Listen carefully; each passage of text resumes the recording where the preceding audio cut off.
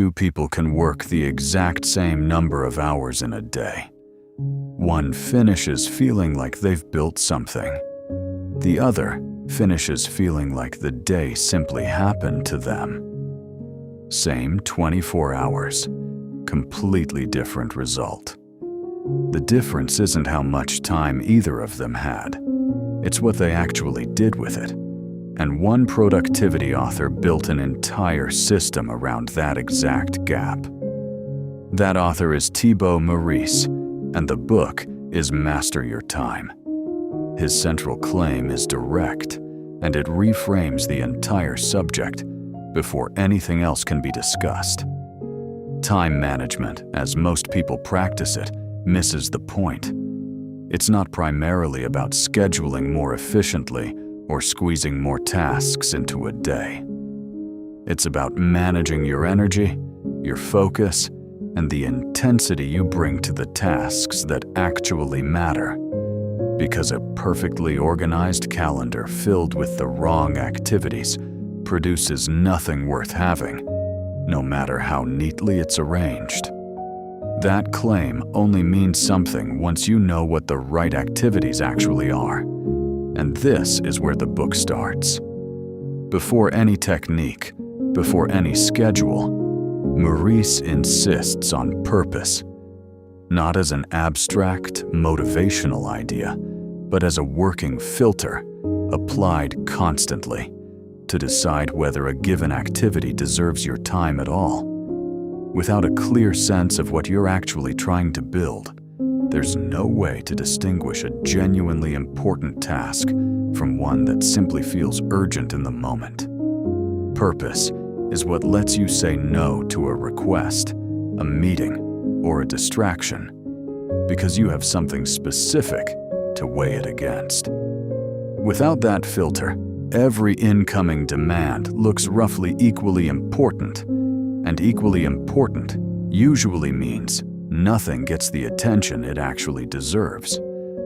Purpose alone isn't enough, though, because knowing what matters to you in the abstract doesn't automatically tell you how you're currently spending your actual hours. This is where Meurisse turns to self-awareness, and specifically to the practice of tracking your time honestly, often through something as simple as a daily log. Most people, he argues, carry a distorted sense of where their day actually goes, assuming they're spending far more time on meaningful work than they really are. A time log strips away that assumption and replaces it with evidence. It also reveals patterns beyond just where time goes. It shows when your energy naturally peaks, what specific triggers pull you into distraction, and which habits are quietly draining hours without you ever consciously choosing them. Self-awareness, once established, needs direction, and this is where Meurisse introduces the discipline of setting SMART goals: specific, measurable, achievable, relevant, and time-bound. A vague intention like exercising more or working harder carries no actual force, because there's nothing concrete to measure it against, and nothing that tells you clearly whether you succeeded or failed on any given day. A goal stated with real specificity, tied to a number and a deadline, gives your daily actions an actual target to aim at. Meurisse is emphatic that each of these goals should trace back directly to the purpose established earlier, so that achieving them isn't just a matter of checking boxes, but an actual, verifiable step toward the life you were trying to build in the first place.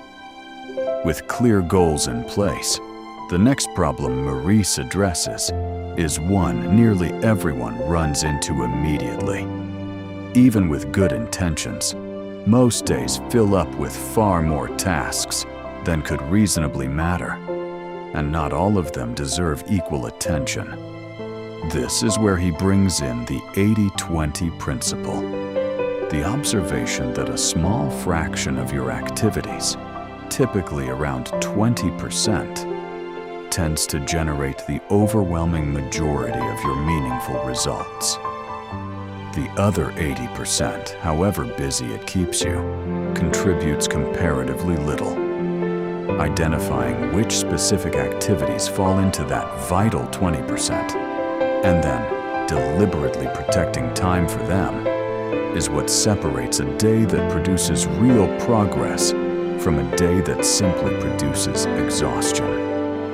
Meurisse pushes this further with what he frames as prioritizing your biggest, most consequential tasks before anything else claims your attention, sometimes called identifying your big rocks for the day. The idea is to consciously choose 1 or 2 tasks each morning that will matter most to your larger goals, and to protect time for them before the smaller, more urgent feeling demands of the day have a chance to crowd them out. Left unprotected, high-impact work almost always loses out to whatever feels most immediately pressing, even when that pressing task contributes far less to anything that actually matters in the long run. Deciding in advance what deserves the first, freshest hours of your attention is what keeps this from happening by default. That decision about which hours matter most connects directly to one of the book's more specific and less commonly discussed ideas. Energy, not time, is the real resource being managed. Meurisse is explicit that a clock hour isn't a fixed, uniform unit of value. An hour of focused work during a period of high energy and concentration produces dramatically more than an hour spent working while depleted, distracted, or fighting through a natural low point in the day. Most people experience a predictable rhythm, often with energy and mental clarity highest earlier in the day, and gradually declining as it goes on. Scheduling your most demanding, highest impact work during your genuine peak, rather than whenever it happens to land on the calendar, changes the actual output of that hour substantially, even though the clock records the exact same 60 minutes either way. Protecting that peak energy for meaningful work requires directly confronting the thing most likely to waste it, and Meurisse spends real attention on distraction, both the kind that arrives from outside in the form of notifications, messages, and open browser tabs, and the kind that originates internally as wandering thoughts and half-formed worries that pull focus away from the task actually in front of you. His recommendation is concrete rather than vague.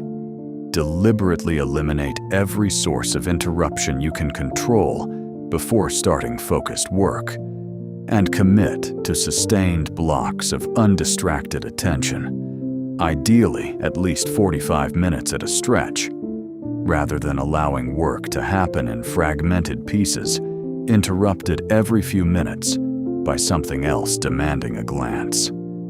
He treats this capacity for sustained, undistracted focus the way a physical skill gets treated, as something trainable through deliberate repetition rather than something you either naturally have or don't. Someone who starts with the ability to concentrate for only 10 or 15 uninterrupted minutes isn't stuck there permanently. By consistently practicing longer stretches of protected focus, gradually extending the length of each session over time, that capacity genuinely expands, the same way a muscle strengthens through repeated, progressive use, rather than through wishing it were stronger. None of this matters, of course, if the work in question never actually gets started, and Meurisse devotes real attention to procrastination specifically, treating it not as laziness, but as a predictable response to fear, perfectionism, or simply feeling overwhelmed by a task that looks too large to approach all at once. His practical countermeasure is deliberately small. Commit to working on the resisted task for just 5 minutes, with permission to stop after that window if you genuinely want to. In practice, that tiny commitment routinely dissolves the resistance entirely, because the hardest part of most difficult tasks isn't sustaining the effort. It's overcoming the initial inertia required to begin at all. Once started, momentum tends to carry the work forward well past the 5 minutes originally promised. This connects to a related technique Meurisse offers for tasks that feel too large to face directly, breaking them down into smaller, individually manageable pieces, rather than confronting the entire scope of a project as one undifferentiated block. A large report doesn't have to be written all at once. It can be approached one section at a time, each piece small enough to actually start, without triggering the same overwhelm the full project would. This same logic underlies his idea of mini habits, deliberately shrinking a goal down to something almost absurdly easy to begin, like committing to read a single page rather than a full chapter, specifically because the smaller the initial ask, the less resistance there is to actually starting. And consistent starting is what eventually compounds into real, larger progress over time. There's one more resource Meurisse insists most people underuse, and it has nothing to do with willpower or scheduling, other people's expertise. Rather than treating every skill gap as something that has to be closed through solitary trial and error, he encourages deliberately seeking out mentors, peers, or specialists who have already solved the exact problem you're facing, and asking directly for their guidance. Struggling alone through a problem someone else has already solved isn't a mark of discipline. It's often just a slower, more expensive way of arriving at the same answer, when a single conversation with the right person could have shortened the path considerably. Borrowing accumulated knowledge in Meurisse's framing is one of the most efficient ways to protect your own limited time, since it lets you skip past mistakes that someone else has already made and learned from on your behalf. Protecting your peak hours from distraction is only half the battle, because even a perfectly focused day can get quietly dismantled by commitments made before the day even started. Meurisse treats boundaries as a direct extension of purpose, not a separate skill. Every incoming request, meeting invitation, or favor asked of you can be run through the same filter established earlier. Does this genuinely support my purpose and long-term goals, or does agreeing to it simply feel easier in the moment than saying no? Without this filter actively applied, obligations accumulate by default, not because any single one was unreasonable, but because nothing was ever weighed against what actually mattered before being accepted. Meurisse is direct that this includes boundaries with yourself as much as with other people, since the pull toward an easy, low-value task instead of a demanding, high-impact one is often an internal negotiation, long before it's ever an external one. A related discipline Meurisse recommends for reclaiming fragmented time is batching similar tasks together rather than letting them interrupt focused work throughout the day. Checking email, returning calls, and handling small administrative requests all draw on a different kind of attention than deep, concentrated work, and switching back and forth between the two repeatedly throughout a day carries a real cost, because each switch requires the mind to reorient itself before it can engage fully again. Designating 1 or 2 specific windows for this shallow, reactive work, rather than letting it interrupt focused sessions as it arrives, keeps the 2 modes of attention from constantly colliding and protects the deep work blocks from being chipped away 1 notification at a time. None of this is sustainable in Meurisse's framing without deliberate attention to preventing burnout, and he's careful not to treat productivity purely as an act of pushing harder. Sustained output depends on rest, adequate sleep, and genuine recovery time built into the schedule, with the same seriousness given to the work itself. A schedule that treats rest as an afterthought, squeezed in only if time happens to remain, tends to erode the very energy that made high-focus work possible in the first place. Protecting recovery time isn't a departure from productivity. It's one of the conditions that makes real productivity possible to sustain over weeks and months rather than just a single intense day. Finally, Meurisse closes the loop on all of this with the practice of tracking progress and building in accountability, whether through a simple journal, a regular review of completed goals, or another person checking in on your commitments. Reflection turns a string of individual days into an actual feedback system, revealing which strategies are genuinely working and which ones only feel productive without producing real results.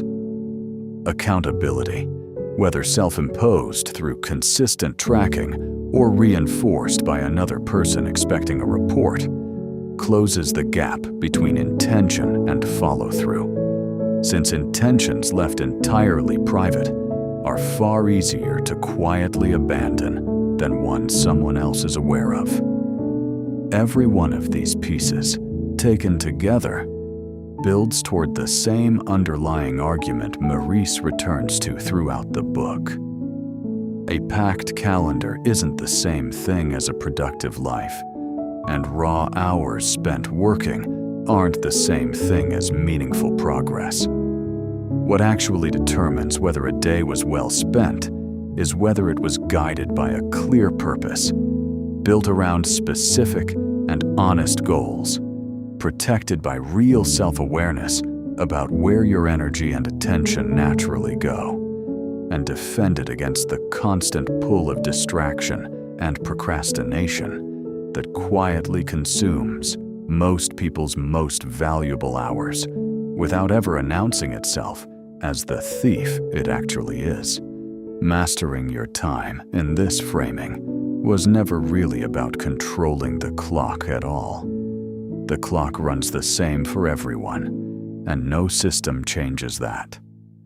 What changes is whether you're spending the hours you do have on the small number of things that genuinely move your life forward, or letting them dissolve. One distraction and one postponed task at a time into a day that felt busy and left almost nothing behind.